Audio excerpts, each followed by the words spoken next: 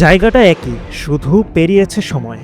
২০১৩ থেকে ২৫, ১২ বছর পর আজ সেই একই ঠিকানা, একই বাড়ির পথ, কিন্তু দৃশ্যপট ভিন্ন। ২০১৩ সালের ২৯ ডিসেম্বর বালুবোঝাই ট্রাকে অবরুদ্ধ ছিল একটি স্বপ্ন, একটি নেতৃত্ব।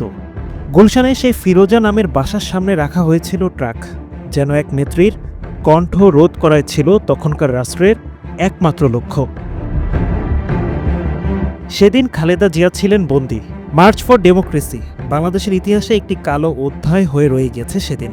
একজন ৩ বারের প্রধানমন্ত্রী, উপমহাদেশের অন্যতম আপোষহীন নেত্রীকে গৃহবন্দী করে রাখা হয়েছিল, কারণ তিনি রাজপথে নামতে চেয়েছিলেন, তিনি গণতন্ত্রের কথা বলতে চেয়েছিলেন। কিন্তু সময় বদলায়, মানুষের মন বদলায়, আর বদলায় ইতিহাসের ব্যাকরণ।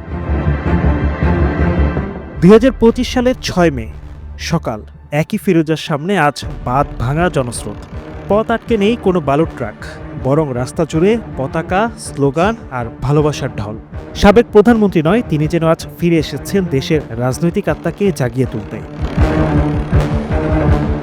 তিনি সেই নেত্রী যিনি ১৯৯১ সালে বাংলাদেশের ইতিহাসে প্রথম নির্বাচিত নারী প্রধানমন্ত্রী হন। তৎকালীন ধ্বংসপ্রাপ্ত অর্থনীতি আর অশান্ত রাজনৈতিক পরিস্থিতির মধ্য দিয়ে দেশকে টেনে তুলেছিলেন স্থিতিশীলতার পথে। তিনি ছিলেন সেই মানুষ যিনি একদিকে স্বৈরতন্ত্রের বিরুদ্ধে সংগ্রাম করেছেন, বান্ডেল থাকলে প্রতি সেনমানিতে টাকা বাঁচবে, বিকাশ সেনমানি বান্ডেল কিনে জিতুন প্রতি লেনদেনে।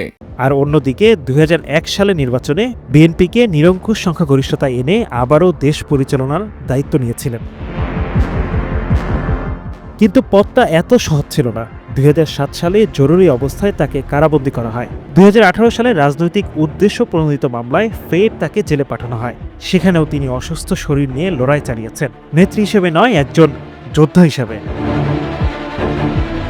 আওয়ামী লীগ সরকার ২০০৯ সালে ক্ষমতায় আসার পর দেশের গণতন্ত্র ভেঙে টুকরো টুকরো হতে থাকে। ২০১৪ সালে আরও ভয়ঙ্কর রূপে নিজেদের জায়গা তৈরি করে ফ্যাসিস্ট আওয়ামী সরকার।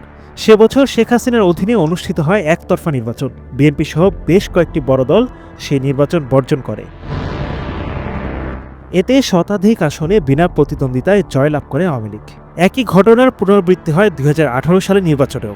সেবার ব্যাপক কারচুপি, ভোট ডাকাতি ও ভোটের আগের রাতে ব্যালটে সিল মেরে ক্ষমতা নেয় আওয়ামী লীগ। এরপর থেকে বিএনপি নেতাকর্মীদের বিরুদ্ধে হাজারো মামলা, গ্রেপ্তার ও বিচার বহির্ভূত দমন নীতি চালু করে দলটি। তবুও হাল ছাড়েননি বেগম খালেদা জিয়া। তিনি যখন বলেন, আমি আল্লাহর রহমতে ভালো আছি, এটা শুধুই ব্যক্তিগত অনুভব নয়, এটা একটা প্রতিজ্ঞা। খালেদা জিয়া ফিরে এসেছেন আবারও ইতিহাস লিখতে। বালুর ট্রাক দিয়ে যে কণ্ঠ রোধ করা হয়েছিল একদিন, আজ সে কণ্ঠই আবারও গর্জে উঠেছে লাখো মানুষের কণ্ঠে। এক সময়কার বন্দী নেত্রী আজ জনতার ভালোবাসায় ভাসছেন। প্রশ্ন থেকে যায়, এটা কি রাজনীতি নাকি প্রকৃতির বিচার? Adnan Delwar, NTV online.